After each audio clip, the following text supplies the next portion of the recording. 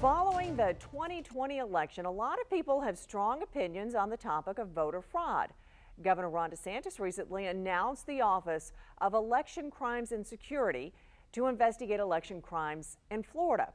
That office and FDLE arrested close to 20 people who allegedly committed voter fraud in the 2020 election. On your side, Kaylee Tracy has been digging into how this new office will affect you at the voting booth. And Kelly, have there been any complaints here in Jacksonville about this? Well, Jessica, the Duval County Supervisor of Elections says there were several complaints of voter fraud in the 2020 election here in Jacksonville.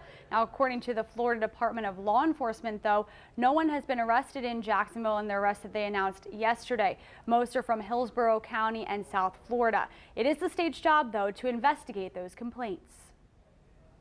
And I think it shows that this is something that we take very seriously as a state. Governor Ron DeSantis highlighting the work of the newly created Election Crimes and Security Office Thursday. While the office will investigate election crimes in Florida, Duval County Supervisor of Elections Mike Hogan says his office will make sure Election Day runs smoothly and securely. I'm not looking for them to be the police to come to our rescue as it relates to maybe some issue.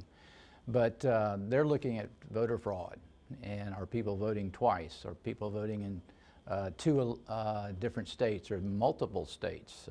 Those are the types of things that they'll be looking at.